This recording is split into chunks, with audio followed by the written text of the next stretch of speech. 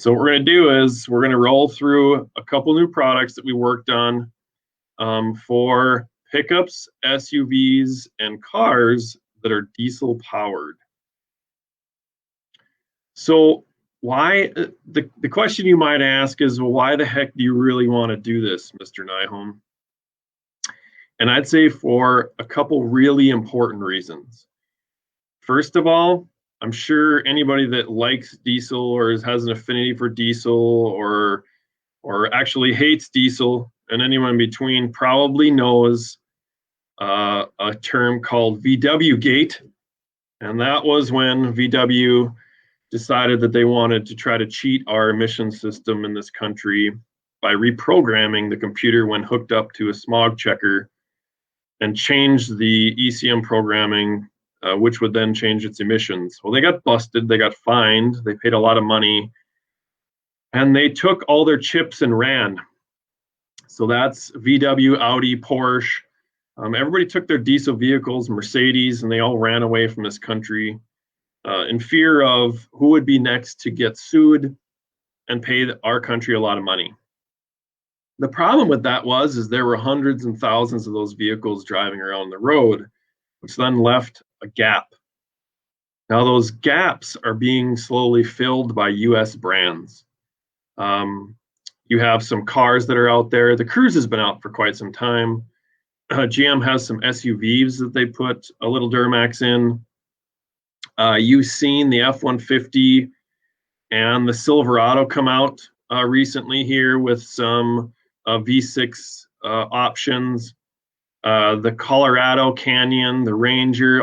The point is that the US brands are starting to pick up on this gap because when the European brands left, people were asking for diesel vehicles in this country because they liked the fuel economy of them and they liked the increased torque of them over their gasoline counterpart. So that's really the reason why we chose to look at this again. And it's a market rate that's growing quite considerably. Now, there's not millions of these vehicles out there yet, but that's growing leaps and bounds more than what electric is growing in this country today. So you have about 200,000 of these vehicles on the road with a 58% growth rate from last year. Now the percentage rate is huge. And even 58% on 200,000, that's another 100,000 growing next year. So you're seeing a lot of growth and capability for us to speak to more and more customers that are buying these smaller vehicles. And quite frankly, if you want my honest opinion, this is not my professional hat, but my personal hat. If I'm into the diesel market, you know, the 3/4 ton truck or 1 ton truck fully loaded is $80,000 to $90,000. That's a hard pill to swallow. But I really like diesel still. So how can I still get a diesel truck with some torque and some fuel economy, but just not pay $90,000? Well, my other options are to go smaller truck. Well, half-ton truck is smaller, price tag is less, rides nicer, still diesel, still torque. So that's why you're starting to get these people to look at these other options. There's two real products out there, and that's split by VIS grade. There's a 020, which one would say a 020 in diesel application, that's nuts, Nyholm. And I would say, yes, that is quite nuts. But GM is taking the nutsy route, and they're recommending that 020 for their half-ton Silverado. They have not made that same recommendation for all of their other diesel vehicles, just the Silverado. 530 is your other big one. So that's going to be where you're going to see it in the Fords, older Rams. You'll see it in GM stuff. The newer Rams have now gone to 40 weight specific products, which we'll address later on in life as this product line grows. So we're really talking about two products that's going to capture the U.S. Domestic vehicle grouping of vehicles. There's not a lot of competitors out there, which is an advantage to us right now. Obviously, mobile plays there. You have an AC Delco product, so that's OEM brand for the 020, and then you have a couple others sprinkled in for the 530. So this isn't a flooded marketplace. There's lots of opportunity for our brand to command more volume because of the options are limited. We've had lots of requests for these products recently because nobody has anything. And if you're an enthusiast that buys one of these vehicles and pays the premium for the diesel engine for the truck, it's a pretty good chance you're willing to pay and have a better product for your truck, like our brand, and not just go to, your AC Delco from your Napa store. Two products we have, DP020 and DP530.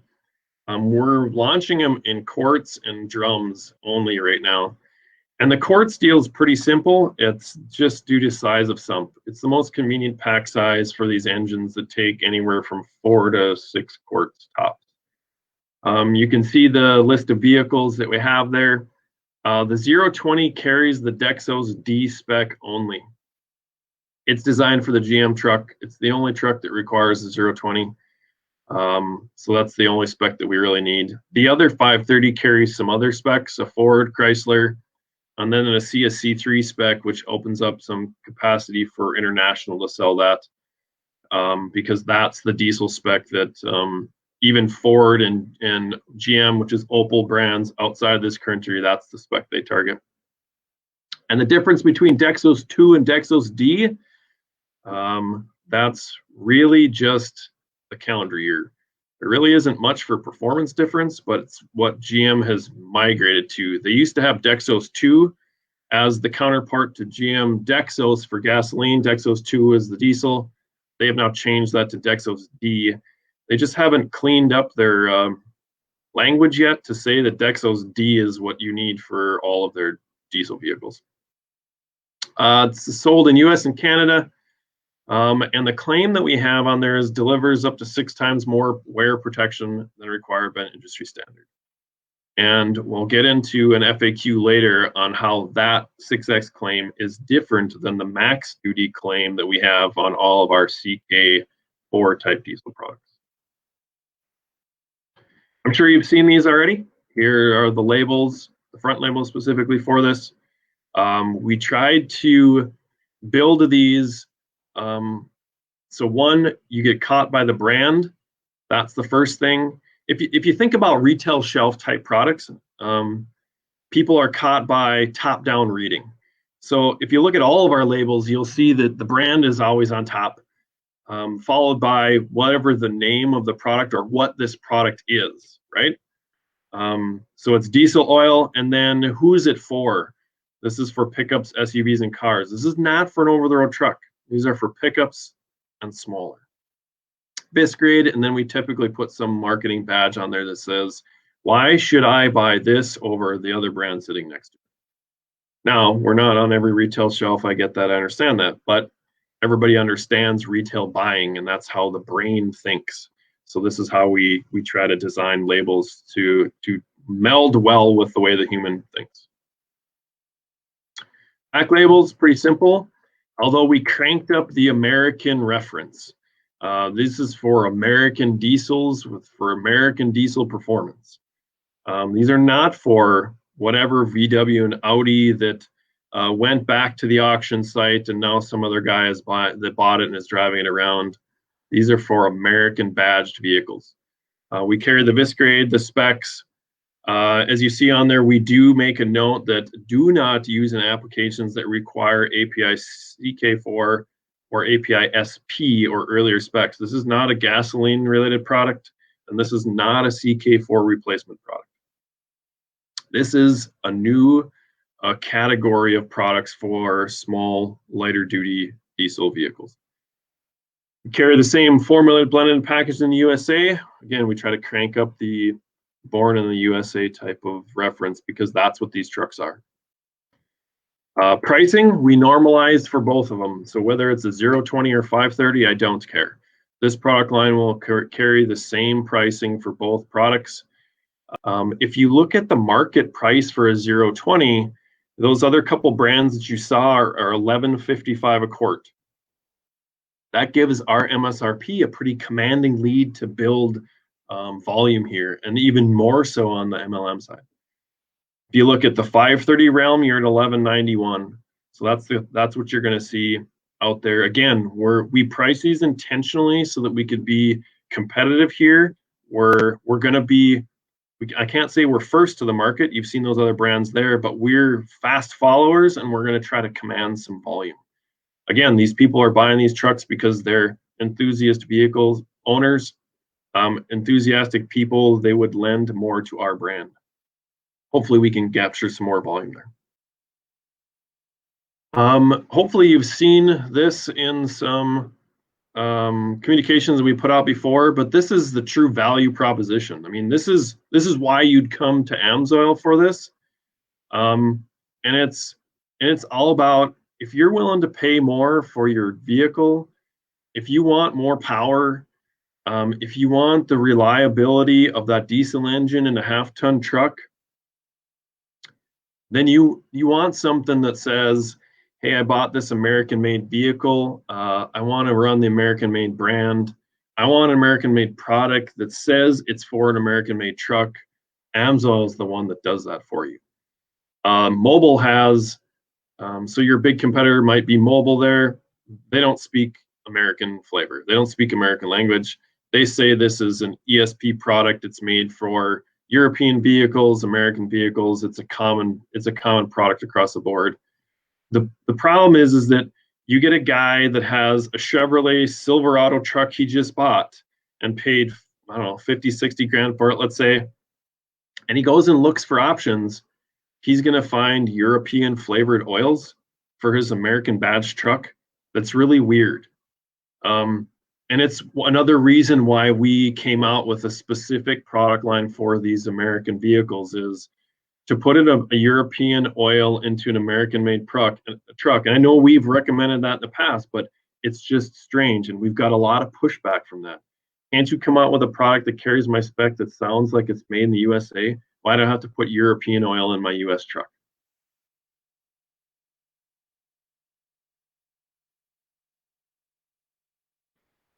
So one might ask, why can't you just put it into the max duty product line? Or why can't you put it into my heavy duty product line? Why do you have to come up with something new? I mean, if this is the best of the best formula for these little trucks, why isn't it carry the best of the best badge, which is our max duty? Well, different specs. And I don't want it to be confused in the marketplace and people put the wrong oil in the wrong place. The CK4 oil is not for these little trucks, and vice versa. This oil that we came out with now is not for CK4 applications. So I already have a 530, that's our DHD, that's a CK4 in the max duty line.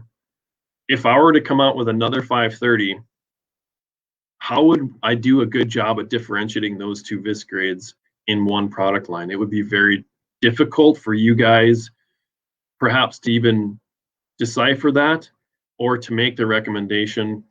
So we decided to build another diesel oil category, still awesome performance, but just not fit in with the two CK4 product lines that we have. So hopefully this will make it easier for our customers to understand which product's right for them, and easier to sell the right product for your customers. And the European flare, we are retracting all of the recommendations that we have prior made for European oil in this market segment, because we have these products. We just can't live with a European flavored or flared product any longer for things that are made in the USA. Okay, so the next few slides are just going to be some FAQs, some typical things you probably are asking yourself. Maybe your customers will end up asking you. And the first one is, can I use these two products in my C classification diesel oils? And the answer is no. Those two formulas are very different.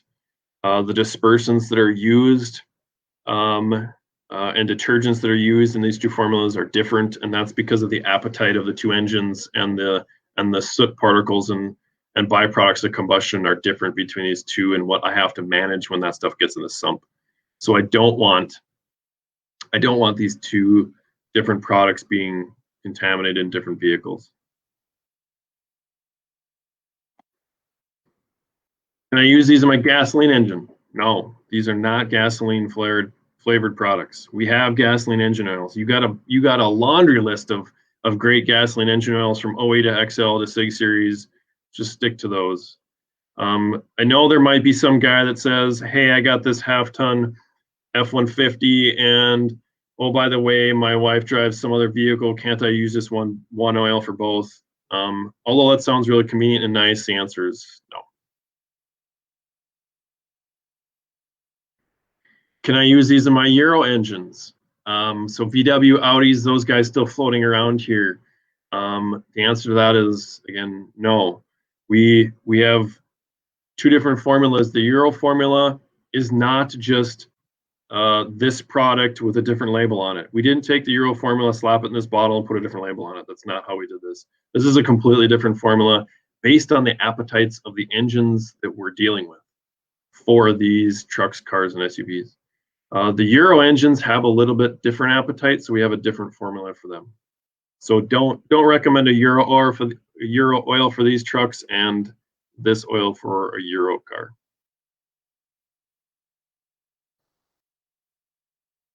I think we covered this one already. Don't use max duty or heavy duty where these two products are.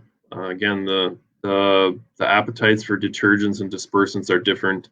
I can't say that even though my max duty product is a really great product, I don't know that it would manage the soot particles as well as my DP series products in these engines.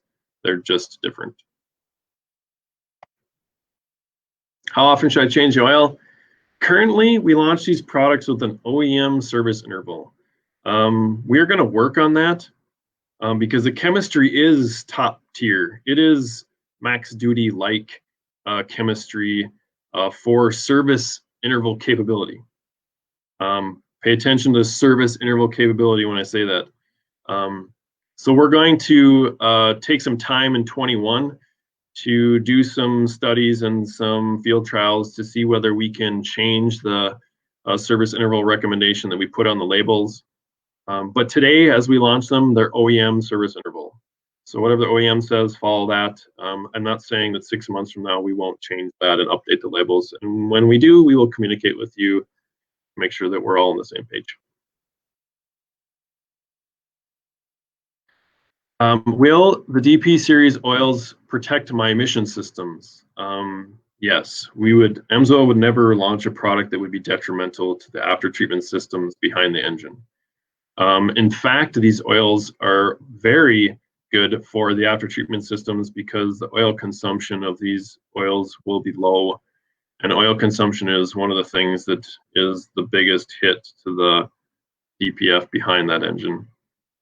Metals that we typically have in oil for wear protection don't burn. They get stuck in the DPF. They prematurely plug them, and there's no way to clean it. You have to replace them. So oil consumption, the lower that is, the better and longer that your engine will last, or at least the after treatment systems will last behind the engine. So these oils designed for low oil consumption to help protect the emission system, and with the right amount of ash so that we're not flooding the system if oil does get burned.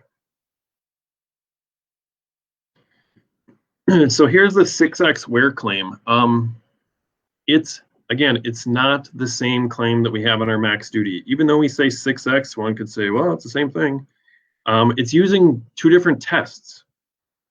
The test that we used for max duty is very specific to larger diesel engines.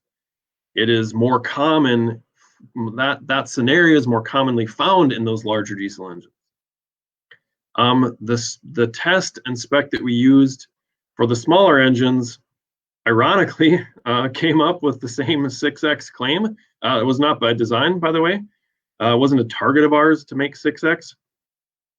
It was an output of the specific test that we used that was more representative of these engines.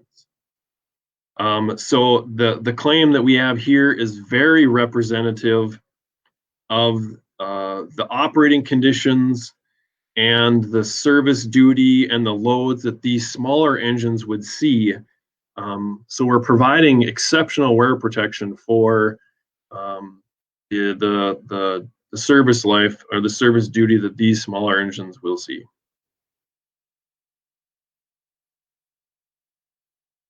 Will we provide these products in different packages moving forward? Again, the sump size of these are smaller, so I think 6 quarts is the largest sump. So quarts right now seem to make sense. Some of them are 4 or 5.5.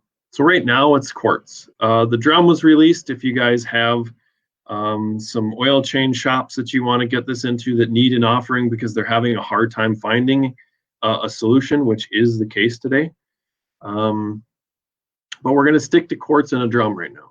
That's not to say that that's the final solution forever. We'll see how this market grows and how the volume grows with it, and then we'll see whether there's a need for a different pack size.